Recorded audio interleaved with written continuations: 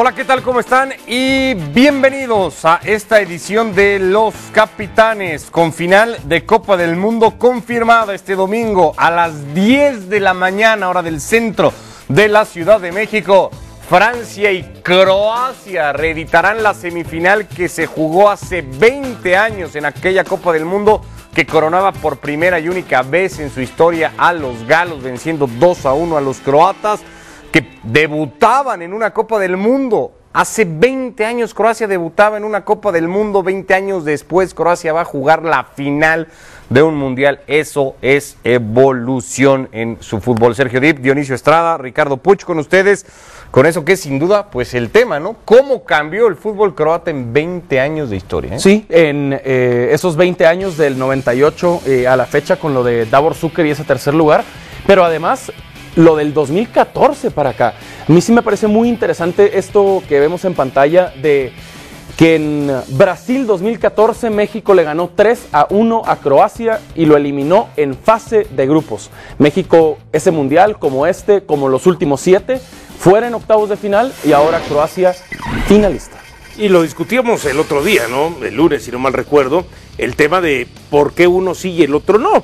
Y establecíamos en el desarrollo de los 4 años que han tenido, por lo general, los jugadores croatas que están en equipos top, que se han mantenido muchos de ellos como titulares y otros que si son suplentes continuamente vienen siendo la primera opción de cambio, y el jugador mexicano que le costó trabajo, que algunos eran titulares, que después se convirtieron en suplentes, que no hubo esa consistencia, esa regularidad, y es más, que algunos habían hasta dejado el fútbol europeo por venirse al fútbol de la MLS. Todo eso influye cuando uno se pregunta por qué ellos sí y por qué nosotros, sí. México no. Sí, no hay punto de... O sea, si uno toma, por ejemplo, aparte de los futbolistas hoy determinantes que estuvieron hace 4 años en ese partido de México como titulares y que hoy son parte de esta selección titular, Dejan Lovren jugaba en el Southampton, hoy es inamovible de Liverpool, finalista de UEFA Champions League, titular indiscutible y pieza clave del equipo.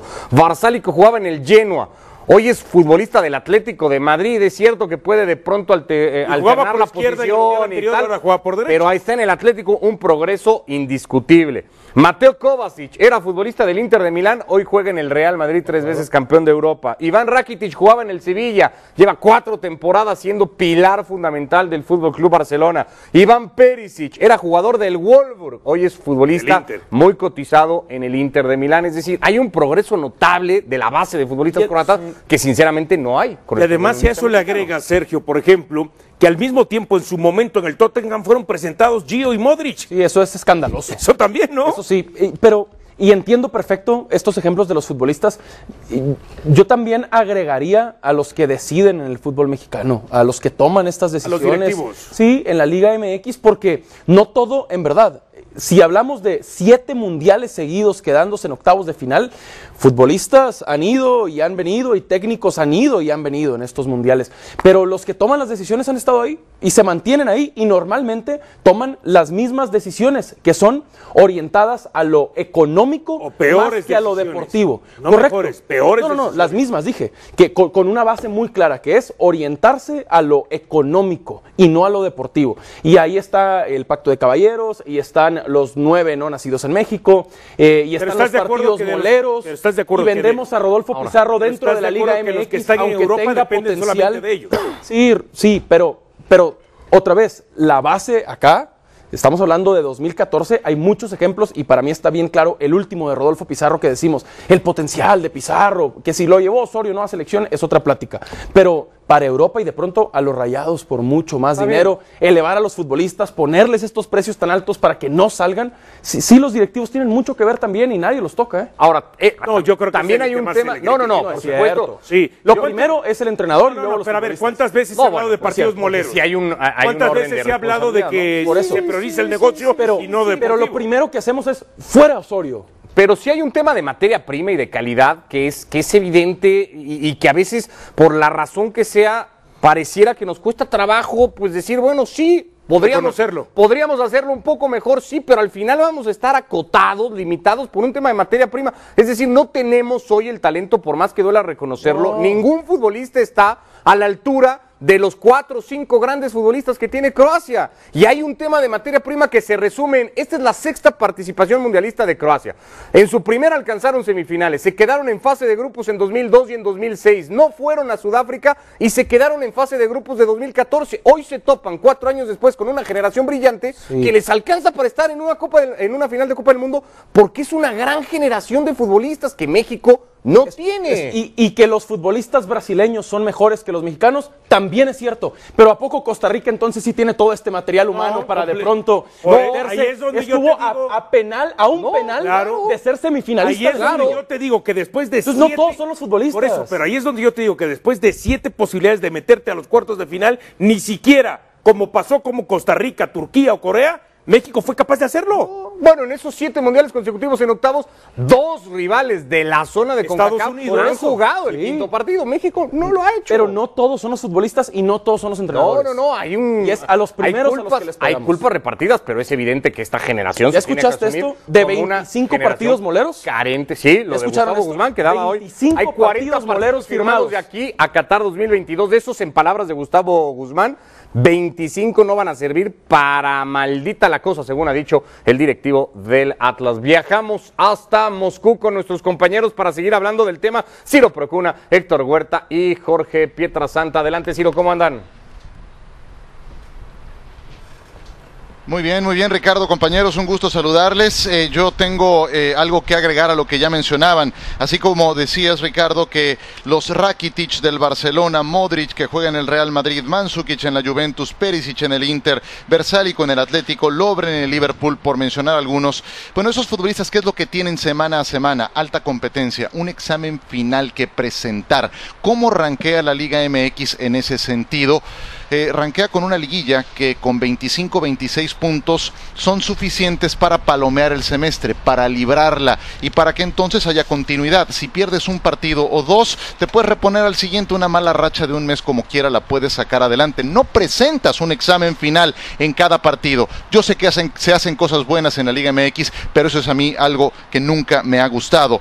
Y los futbolistas mexicanos que están en Europa, sí, están en Europa, tiene un valor, pero también en Europa hay equipos de mayor exigencia, hay otros de menor exigencia, y en esos de menor exigencia es donde los jugadores mexicanos son suplentes. Entonces, en ese aspecto, cuando llevas todo esto a una medición de calidad, Jorge, Héctor, pues te encuentras con que México termina topando con pared y los 2 finalistas tienen jugadores que están en eso, en alta competencia. Ahí es donde se tiene que trabajar, por más que sea Osorio o el que me digan el técnico de la selección nacional. Sí, leía yo algo muy interesante.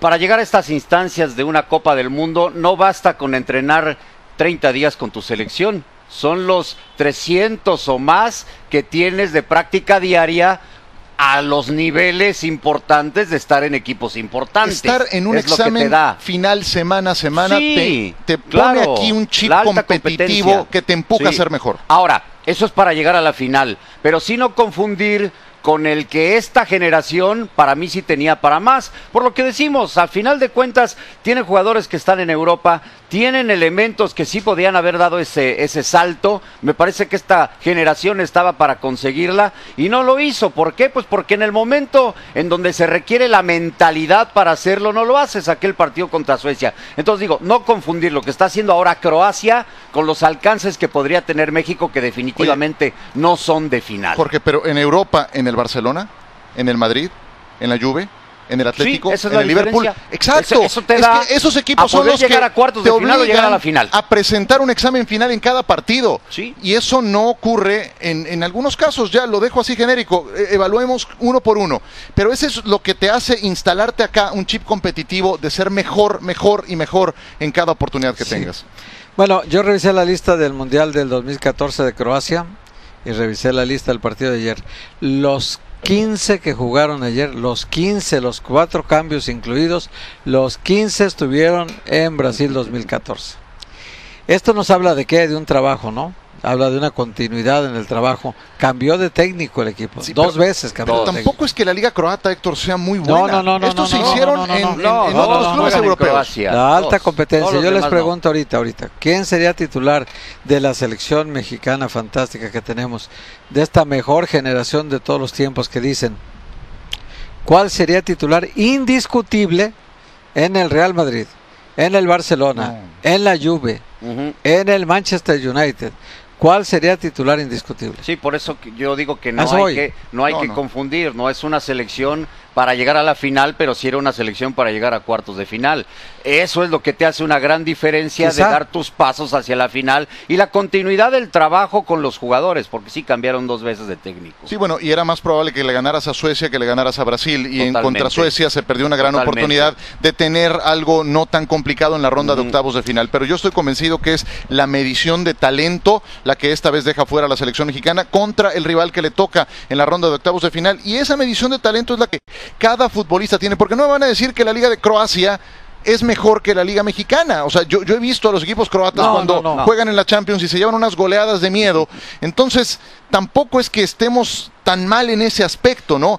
¿Qué es lo que ocurre después? Bueno, estos futbolistas están en esos equipos en los que te obligan a ser mejor, en que no se vale una mala racha, o te vas a la banca o te botan del equipo. Pero hay otros aspectos también. Los croatas son nómadas por excelencia, ¿no? Entonces no se quedan a jugar en su liga. Los croatas no tienen ningún problema en cambiar de país de un año a otro, y ellos no lo sienten de esa manera. Y además, pues el tema de los comunitarios es importante también, ¿no? Que por eso te puedes mover por Europa. También ellos han vivido situaciones muy incómodas.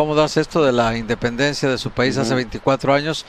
Muchos de estos chicos ya estaban de 4, 5 años, 3 años viviendo la guerra para tratar de lograr la independencia. Se escucha feo, pero son hijos de la guerra. Según entiendo las historias de ellos, si las analizamos, hay historias verdaderamente difíciles, dramáticas. En cambio, veamos nuestros jugadores mexicanos hace 24 años, 23 años, ¿cómo estaban? ¿Cómo era su familia? ¿Cómo era su vida? ¿Cómo era su país?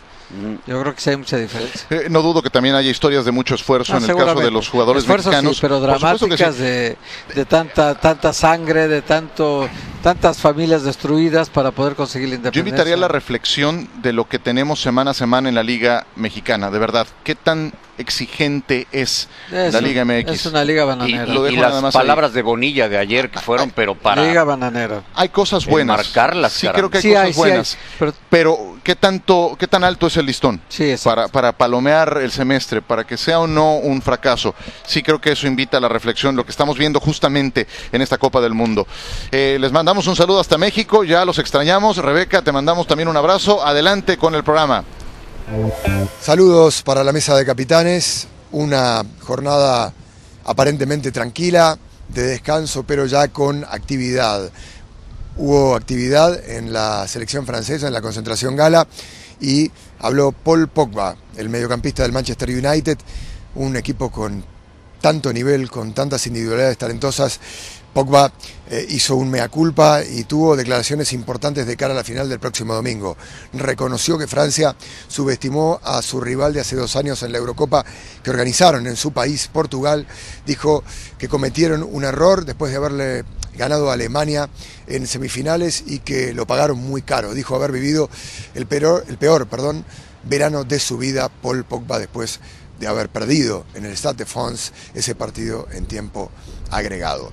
Por eso Francia no va a poner la cabeza en la Copa del Mundo, sino en cómo jugarle a una selección que tiene veteranía, que tiene talento, que tiene muchísima garra y mentalidad. Lo demostraron frente a Inglaterra los croatas, que celebraban por todo lo alto esta mañana en redes sociales. Mandzukic, Rakitic, Modric, que también atendieron a la prensa ayer, unos croatas que vivieron de fiesta toda la noche en Zagreb, también en Estados Unidos, Argentina, Australia, donde hay grandes comunidades de ese país. Un país que hizo historia, que se metió con apenas 4,5 millones de habitantes por primera vez en una final de Copa del Mundo, que tiene mucha ilusión, un país muy joven, nacido en 1991 y que ahora se prepara para un desafío mayúsculo.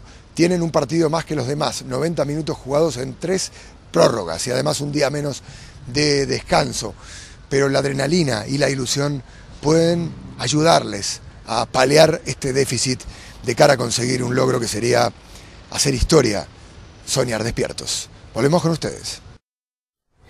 Abrazo, Martín, muchas gracias. Bueno, si hablábamos de Croacia, vamos a también ver cómo ha cambiado Francia en 20 años. Y es que Francia va a jugar su tercera Copa del Mundo en ese mismo lapso de 20 años. Lo conseguía por primera vez en el 98, fue campeón, perdió la de 2006 en Alemania y vuelve al gran partido ahora en el Mundial de Rusia. En aquella final, Fabien Barthez en el arco, Desailly y Leboeuf eran los centrales, Lizarazu y Thuram, Deschamps, Petit, Karembé, Djorkaeff, Zinedine Zidane y Guy Barach eran los que formaron parte de ese 11 que le goleó 3-0 a la selección de Brasil. No jugó Leblanc, que era el capitán y que había sido contra Paraguay sufrido una tarjeta amarilla, ¿no? Correcto. Y este es el 11 que podríamos pensar va a jugar, es el que ha venido haciéndolo, aunque no estuvo Matuidi en el partido de los cuartos de final, ahí apareció Tolisso, pero bueno, es básicamente el equipo que ha venido poniendo Deschamps y que no tendría que variar en absolutamente nada, Sergio, para el próximo domingo. No. Esa es la selección francesa que viene ya eliminando a selecciones importantes como Uruguay y Bélgica.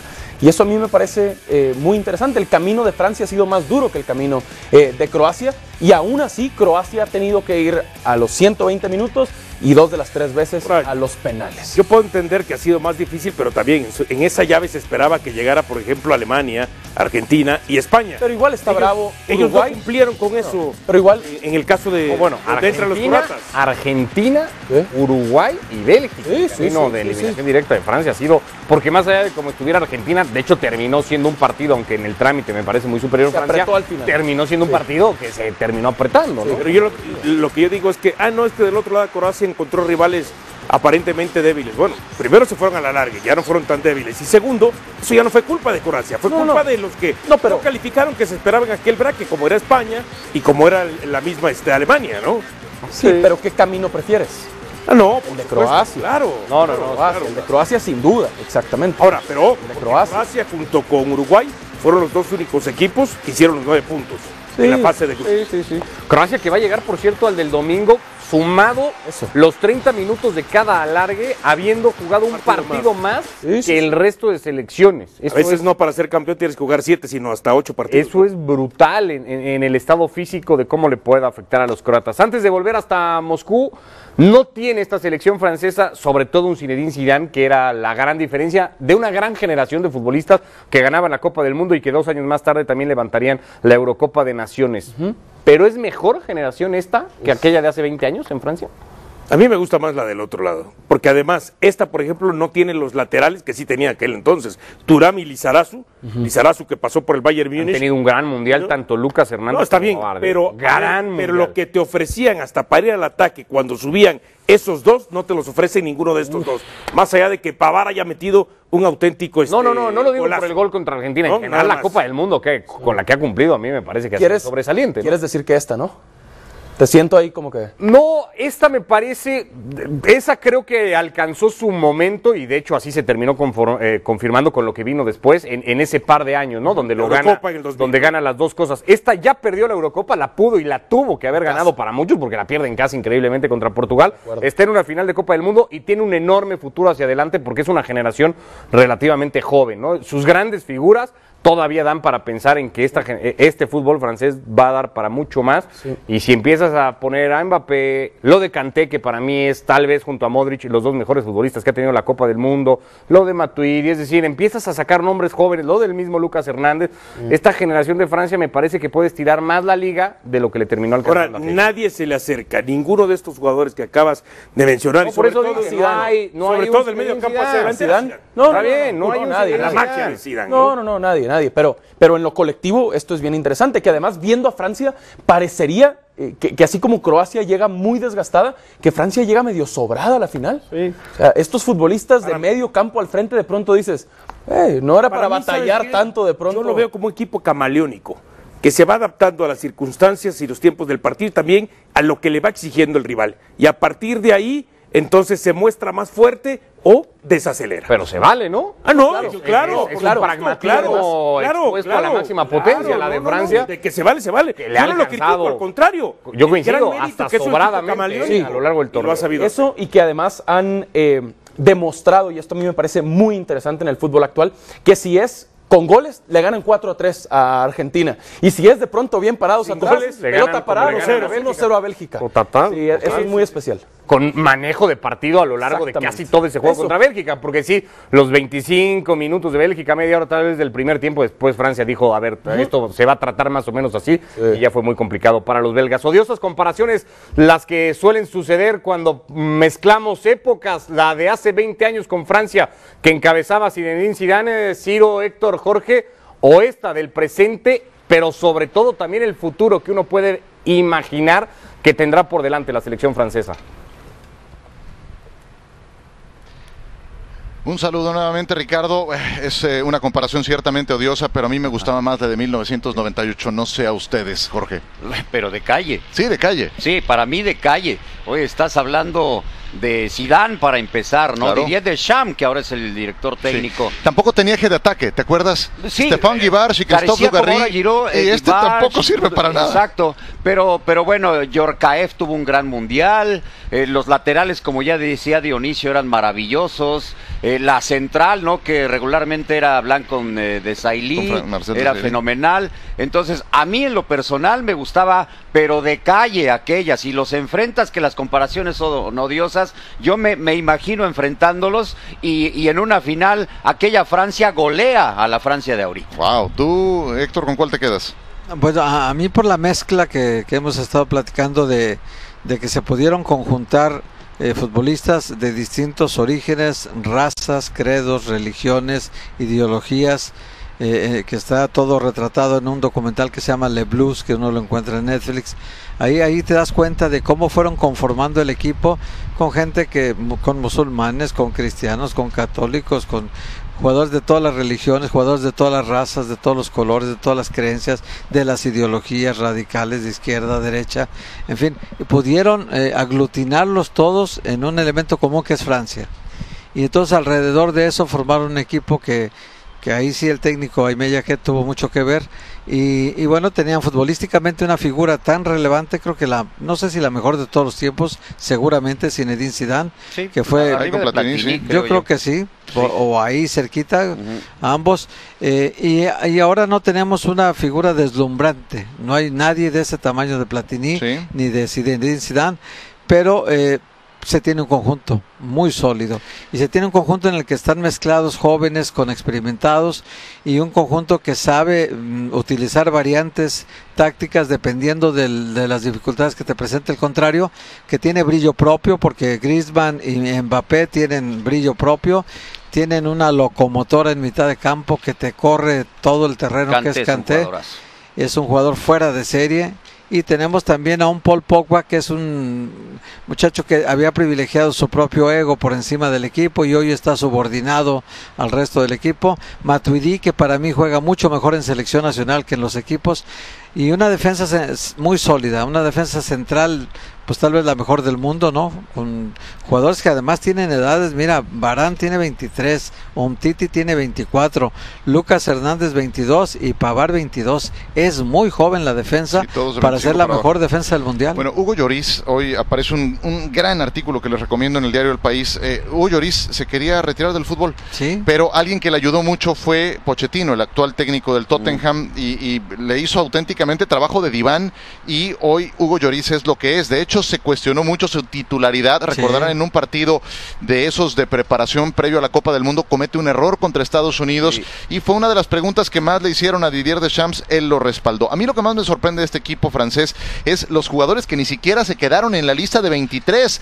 Wissam Ben Yedder, Benzema, Koscielny, que por una lesión no vino, André Pierre Gignac, y le sigues y le sigues y le sigues, Lacazette, por supuesto que sí. Y otros por los problemas que ya sabemos, sí, ¿no? Benzema, Ribéry, que se había retirado veterano, sí. Ahora, Francia es un equipo que me parece altamente efectivo y que tiene muchos caminos para ganarte. Te puede ganar en táctica fija, sus defensas han anotado goles. Cuando se decide, Mbappé puede ser un jugador altamente venenoso para el equipo rival por su velocidad en campo abierto.